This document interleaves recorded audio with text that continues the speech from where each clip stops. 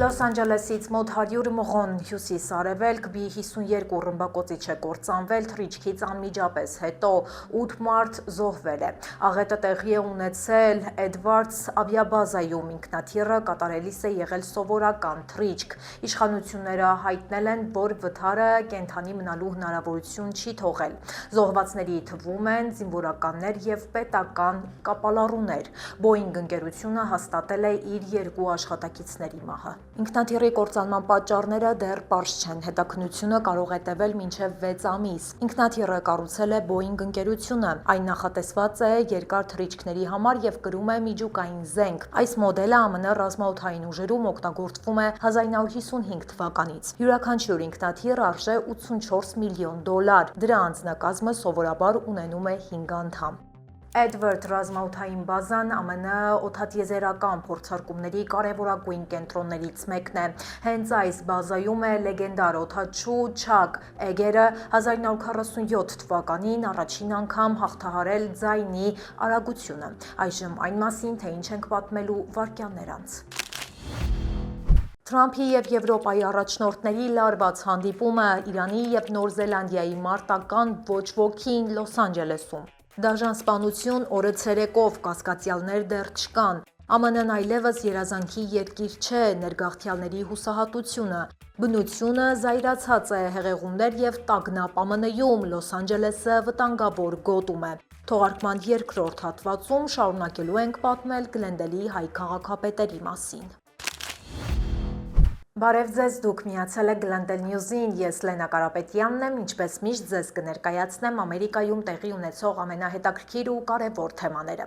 Աշխարհի ուշադրության կենտրոնում շարունակում է մնալ ԱՄՆ-Իրան հարաբերությունները, այս պահին հստակ է այն, որ կողմերը վերահաստատել են խաղաղության համաձայնագիրը ստորագրելու և Հորմուզը բացելու պատրաստակամությունը։ Պայմանագիրը ստորագրվելու է ուրբաթ օրը Շվեյցարիայում, միջնորդի դերում հանդես է գալիս Պակիստանը։ Իսրայելը հայտարարել է, որ հակառակ խաղաղության մասին համաձայնությանը իր զորքերը չի հանի Լիբանանից։ Իրանի արտգործնախարարը խիստ զգուշացում է արել, նշելով, որ իսրայելական հարձակումները պետք է ամբողջությամբ դադարեցվեն։ Նախարարը հավելել է, դրա պատասխանատվությունը կրում է Միացյալ Նահանգները։ Չլուծված հարցերի թվում է Իրանի միջուկային ծրագիրը։ Համաձայնագիրը դրա համար կողմերին տալիս է 60-օրյա ժամկետ։ Այդ ընթացքում նրանք պետք է որոշեն, ինչ անել Իրանի ուրանի պաշարների հետ։ Իրանական լրատվամիջոցները հաստատել են այս տեղեկությունը։ Զավեշտալին այն է, որ շատ լրատվամիջոցներ այս պայմանները նույնական են համարում Իրանի հետ Օբամայի օրոք կնքված համաձայնագրի կետերին, որը նախկինում Թրամփի կատաղի քննադատությանն էր արժանացել։ Շաբաթվա սկզբից Հորմուզի նեղուցով ոչ մի նավթատար չի անցել Marine Traffic կայքի տվյալներով նեղուցի երթևեկությունը լիովին կաթվածահար է։ ԱՄՆ-ի և Իրանի միջև կնքվելիք համաձայնագրի մասին լուրերը հաստատելուց հետո գետնի վրա իրավիճակը գրեթե չի փոխվել։ Նավթատարների մեծ մասը մնում է Օմանի և Պարսից ծոցերում, սակայն դրական լուրերի հետևանքով նավթի գները նվազել են ավելի քան 4%-ով։ Ամերիկյան նավթի գինը հասել է $80-75, միջազգային նավթի գինը դարձել է $83.17։ Ֆոնդային շուկայում աճ է գրանցվել, Dow Jones-ի ինդեքսը հասել է իր առավելագույն կետին։ Ներդրողները հույս ունեն, որ Իրանի հետ կապված խնդիրները կլուծվեն։ Նավթի դեֆիցիտը մեղմացնելու համար Ամերիկան ծախսում է իր ռազմական նավթային պաշարները։ Դրանք նվազել և հասել են 1983 թվականից ի վեր ամենացածր մակարդակին։ Վարչակազմը 172 միլիոն բարել նավթ է հանել շուկա։ Նպատակը գների աճը մեղմելն է։ Այժմ պաշարներում մնացել է ընդամենը 340 միլիոն բարել նավթ։ Շատ վերլուծաբաններ համոզված են, որ նման տեմպերով շարունակելու դեպքում նավթի գները հերթական անգամ կաճեն։ Թրամփը Ֆրանսիայում է G7-ի գագաթնաժողովին մասնակցելու համար։ Հիմնական թեմաները Իրանի և Ուկրաինայի պատերազմներն են։ Այս երկու պատերազմները լարել են Ամերիկայի հարաբերությունները դաշնակիցների հետ։ Եվրոպացիները դժգոհ են Իրանի վրա հարձակումներից։ Ֆրանսիայի նախագահը դա կոչել է միջազգային իրավունքի խախտում։ Թրամփն իր հերթին քննադատել է դաշնակիցներին ԱՄՆ-ին բավարար չափով չօգնելու համար։ Գագաթնաժողովին մասնակցելու է նաև Վոլոդիմիր Զելենսկին, Թրամփը նրան կոչ է անում ավարտել պատերազմը։ Եվրոպացի առաջնորդները մտահոգված են, որ հանուն պատերազմը դադարեցնելուն Թրամփը պատրաստ է Ուկրաինայի տարածքների մի մասը զիջել Ռուսաստանին։ Արդյոք ԱՄՆ նախագահին կհաջողվի խաղաղության գործընթացին նպաստել, դեռ դժվար է կանխատեսել։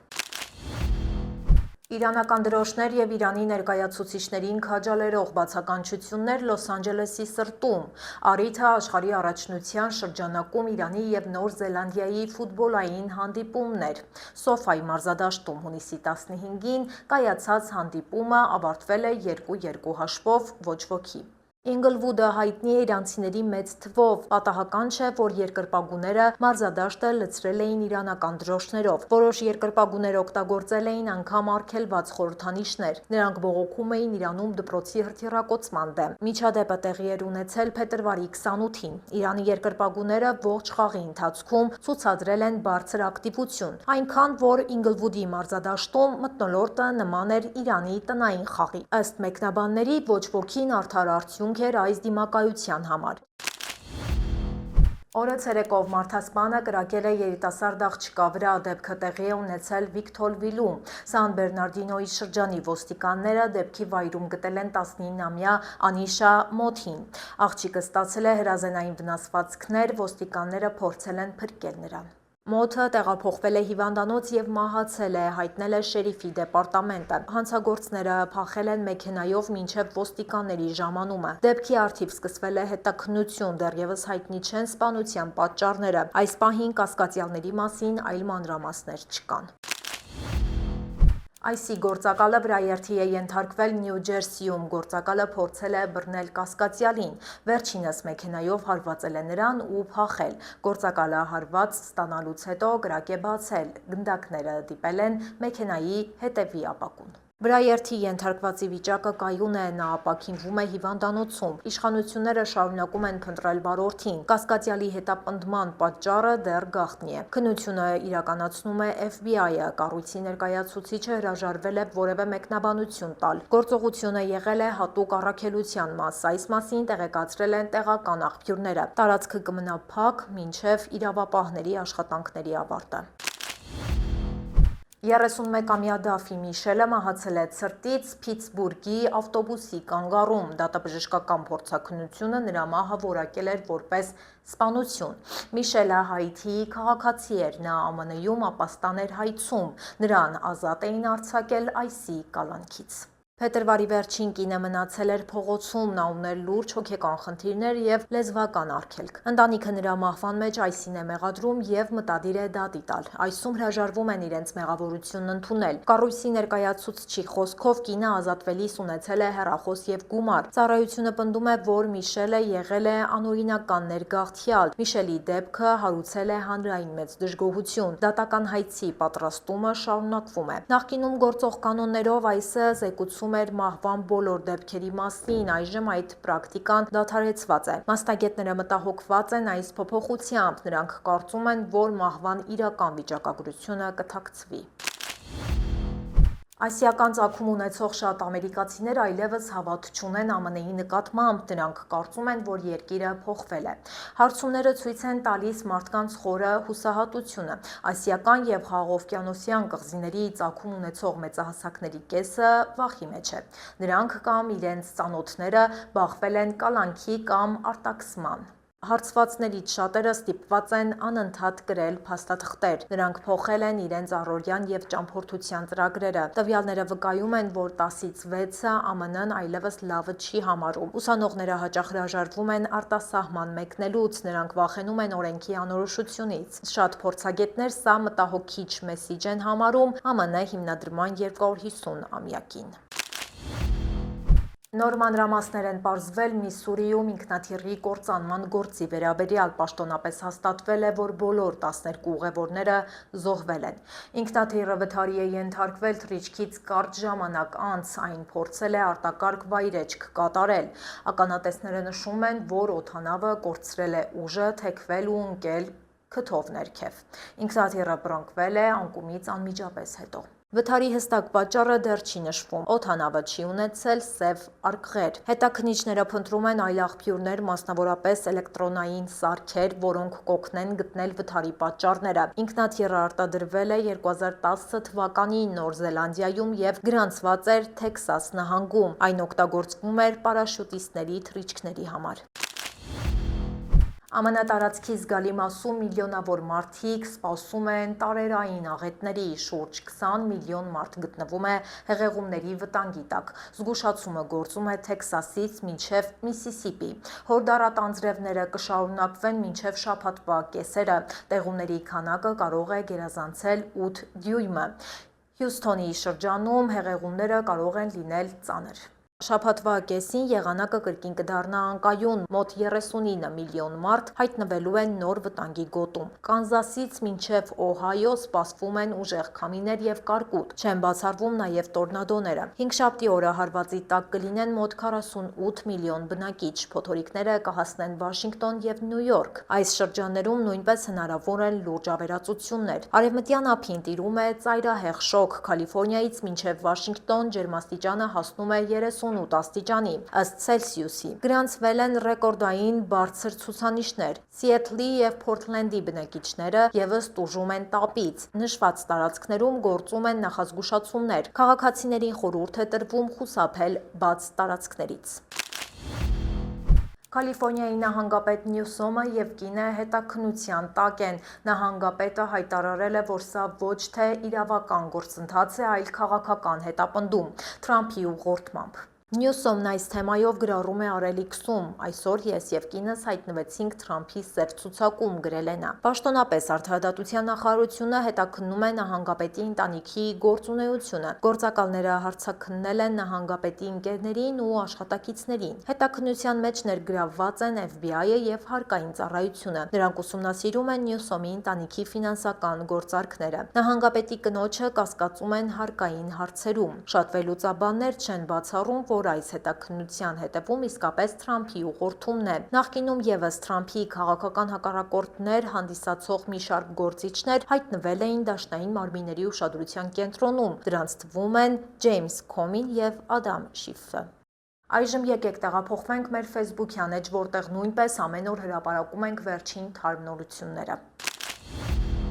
Լոս Անջելեսում սպասում են օվկիանոսի հարվածներին հզոր մակընթացությունների տեսքով։ Այս երևույթը պայմանավորված է լուսնի ու արևի ձգողականությամբ, դրանք անվանում են թագավորական մակընթացություններ։ Իշխանությունները զգուշացնում են վտանգավոր ափամերձ պայմանների մասին։ Լոս Անջելեսի ափերին վտանգը կպահպանվի մինչև շաբաթվա կեսերը, իսկ Օրինջ շրջանի ափերին զգուշացումը գործում է մինչև շաբաթվա վերջը։ Սպասվում է մինչև 1.8 մետր բարձրությամբ ալիքներ, դրանք մեծացնում են հեղեղումների հավանականությունը ցածրադիր վայրերում։ Նյուպորտ Բիչի ղեկավարությունը հորդորել է բնակիչներին նախազգուշական միջոցներ ձեռնարկել։ Տներում պետք է տեղադրվեն հատուկ փականներ ու ավազապարկեր։ Ջրի տակ կարող են հայտնվել Բալբոա կղզին եւ այլ թաղամասեր։ Իշխանությունները խորհուրդ չեն տալիս մեքենաները կայանել ցածր վայրերում։ Մեքենաները կարող են հայտնվել ջրի մեջ։ 11-ամյա տղան կեղծ բեղերով փորձել է խաբել Roblox համակարգին, նա ցանկացել է ապացուցել, որ իր տարիքը ստուգող գործիքը անկատար է, սակայն տեխնոլոգիան ճիշտ է գուշակել տղայի տարիքը։ Roblox-ը ներդրել է նոր հաշիվներ ըստ տարիքի, 5-ից 8 տարեկան երեխաների համար հաղորդագրություններն արգելված են, 9-ից 15 տարեկանների համար կան սահմանափակումներ, 16 տարեկանից բարձր օգտատերերն ունեն լիարժեք հասանելիություն։ Անվտանգության այս միջոցները նվազեցրել են ակտիվ օգտատերերի թիվը, բաժնետոմսերի կինը նույնպես զգալի իջել է։ Ընկերությունը ցանկանում է նոր ստանդարտներ սահմանել օնլայն անվտանգության համար։ Ըստ նրանց դեմքի կառուցվածքի հիման վրա տարիքը որոշող արհեստական բանականությունը ավելի ճշգրիտ է։ Սակայն շատ ընտանիքներ դժգոհ են, նրանք դատի են տվել հարթակին երեխաների անվտանգության խնդիրների պատճառով։ Դատական գործերը կենտրոնացված են Կալիֆոռնիայի դաշնային դատարանում։ ՆԱՍԱ-ն պատրաստում է նոր սերնդի տիեզերական աստղադիտակ, սարքը տիեզերքը կդիտարկի այս պահի գործող աստղադիտակներից հազարանգամարակ։ Այն կառուցվել է գրեթե 20 տարի։ Աստղադիտակը պատրաստ է տեղափոխման, օգոստոսին այն կուղևորվի Ֆլորիդայի արձակման հրապարակ։ Աստղադիտակը տիեզերք կմեկնի օգոստոսի 30-ին, այն կգտնվի երկրից 1 միլիոն մղոն հեռավորության վրա։